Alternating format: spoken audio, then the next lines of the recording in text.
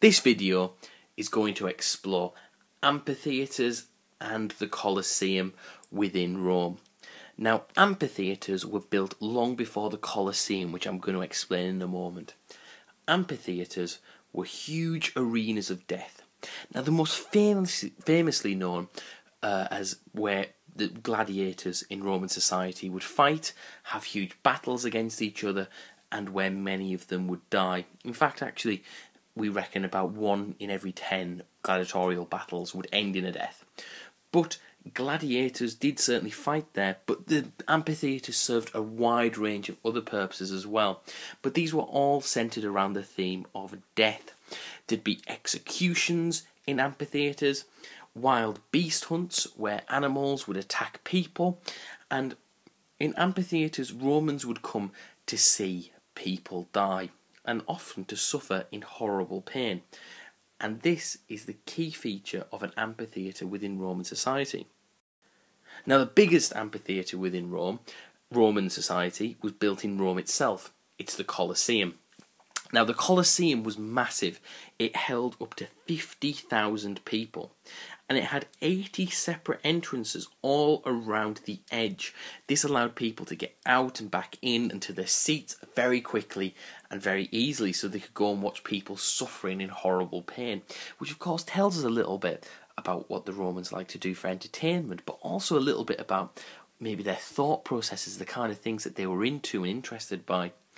Now, if it got a bit sunny and the crowd was feeling a little bit agitated because it was hot and the sun was blasting on them, the Romans had the ability to cover the entire top of the arena with a very large awning, which would keep the entire place shaded and cool. So that was a very good invention that, made sure that people in the seats were, maybe protected and felt quite cool and comfortable, whereas the people obviously in the arena would be exposed to horrible, horrible conditions. To talk a little bit more about seating, it's worth looking at the structure of the Colosseum. So right in the centre, right in the middle of the Colosseum, were the very best seats. These were reserved for very important people, in particular senators. Senators, remember, are involved in the decision-making and the political process in Rome. So they're very powerful and important people. As you became less important, you'd sit higher up near the top of the Colosseum.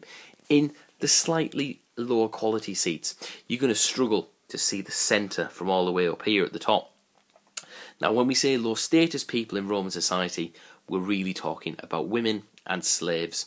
And if there wasn't enough seats for women and slaves, because the Colosseum was completely packed, women and slaves wouldn't be allowed in, and the entire amphitheatre would just be filled with richer Roman men. And the emperor even had his own imperial box. And when gladiators entered the arena, they would swear an oath to him to show that they were loyal to him.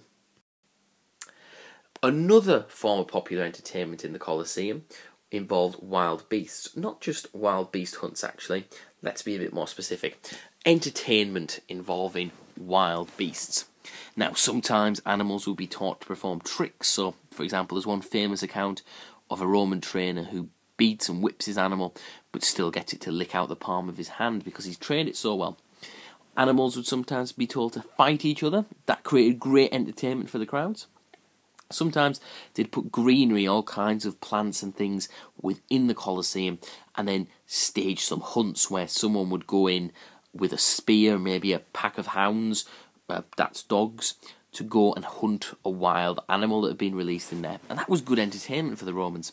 There'd also sometimes be a fight between an animal and a human, known as a bestiaris, and they would go into the arena and they would fight the animal, and whoever won was the victor. Obviously, the idea was that the human would possibly beat the animal, but it was great entertainment. Who would win, the animal or the gladiator? Now, to show off how vast the Roman Empire was, that shouldn't read Colosseum, that should read Empire.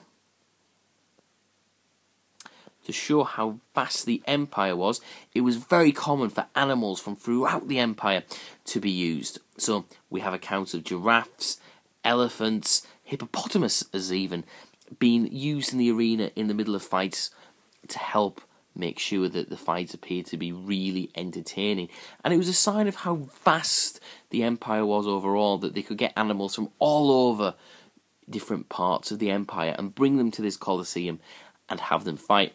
And an interesting account by Commodus shows that he decapitated 100 ostriches in a single session within the Colosseum. Now, one of the other forms of popular entertainment in the Colosseum happened at midday. These were executions. Now, during executions, wild beasts would usually be set on criminals who were sentenced to death. Sometimes, mercifully even, they were tied to a stake and sometimes smeared with blood, so the animals would go straight and attack them. Other times they were left to run around the arena, which would entertain the Romans, and there'd be a bit of a slower death. Gladiator battles were, of course, the kind of prime-time central entertainment of the Colosseum. They were originally held back before the Colosseum, and even before amphitheatres. 2 men would be paid to fight at the funeral of a rich Roman and aristocrat. But effectively, when the empire is formed, slaves are fought and have to swear loyalty to the emperor, and they fight against each other in the arena. The oath that they'd swear to Caesar, is that they would endure burning, imprisonment, flogging, and even death by the sword. Sorry, that wasn't directly to Caesar. They would make that claim in their training, just to show how loyal and powerful they were. There's different types of gladiator that you need to be familiar with. The Samnite was a gladiator who was armed with a helmet, with a visor. The visor, of course, protects the eyes. You can see it here. A greave, a large shield, and a short sword. So that was a slightly quite heavily armoured gladiator. Has quite a lot on him and different equipment. The Mirmillo and the Secutor, they both wore the same type of armour.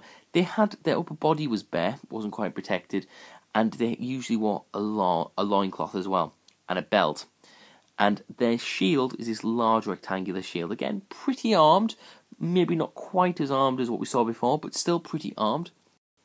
Different type of gladiator, of course, very different, and is the Rotarius. Now, the Rotarius is based around the idea of a fisherman. So he's got the trident, similar thing to what you see Neptune having, and a net. And he was a bit quicker, he was a bit slicker, he would move around very quickly. And a very popular form of entertainment was to watch the Rotarius fight against the larger, beastier gladiators, and to see who would win, the one who's quick and sharp, or the one who's a big, strong beast of a gladiator. And finally, the last function that the Colosseum served was, and the last form of entertainment rather, were naval battles. The Romans could flood the entire Colosseum with water and put ships in to fight against each other. Now, we know there's underground aqueducts that brought the water, underground pipes and drainage systems that allowed water to come in and out, but we're slightly unclear how they managed to get ships into the Colosseum. It's a slight mystery we've never quite been able to solve. So that is the Colosseum, a quick introduction.